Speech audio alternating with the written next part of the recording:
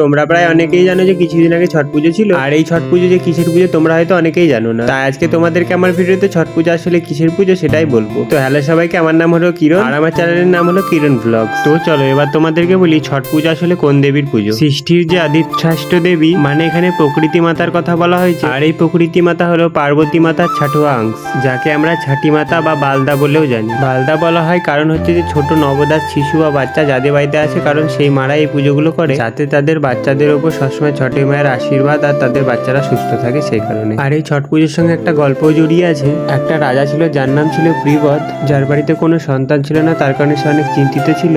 আর এই কারণে সে অনেক যজ্ঞ আর পুজো করায়, আর এর ফলে তার বাড়িতে একটা সন্তান হয়, কিন্তু সন্তানটা মৃত জন্ম নয়। তাই রাজা তখন ছটি মায়ের কাছে প্রার্থনা করে, আর রাজার প্রার্থনায় ছটি মায়া সেখানে প্রকট হয়। আর এরপরে ছটি মায়া বাচ্চাটির উপর আশীর্বাদ করাতে বাচ্চাটি জীবিত হয়ে যায়। আর এরপর থেকেই নাকি ছট পুজোটা প্রচালিত হয় আর ধুমধাম করে পুজো শুরু হয়ে যায়। আর এই ছট পুজো নিয়ে বিভিন্ন গল্প আছে। যে অযোধ্যায় যখন রামজি ফেরত এসেছিল, 6 দিন পর যখন রাজ সিংহাসন স্থাপিত হয়েছিল, তখন ভগবান শ্রীরাম আর মাতা সীতা মিলে সূর্যের ষষ্ঠী ছট পুজো করেছিল। তখন থেকেই নাকি এই ছট পুজো হয়। তবে হ্যাঁ, একটা কথা কিন্তু সত্যি, এই ছটি মাতা কিন্তু খুব জাগ্রত ঠাকুর। আর হ্যাঁ, এই ছট পুজোর মেন প্রসাদ হলো ঠেকুয়া, যেটা খেতে কিন্তু খুব সুস্বাদু। আর তোমরা কারা কারা ঠেকুয়া খেয়েছো কমেন্টে অবশ্যই জানিও কিন্তু। আর হ্যাঁ, যারা ঠেকুয়া বানানোর রেসিপি জানতে চাও অবশ্যই কমেন্ট করো, তাহলে তোমাদের জন্য একটা ভিডিও নিয়ে আসবো জয় ছটি মাইয়া। আর হ্যাঁ, ভিডিওটা ভালো লাগলে চ্যানেলটা অবশ্যই সাবস্ক্রাইব করে নিও। তো টাটা, দেখা হচ্ছে নেক্সট ভিডিওতে।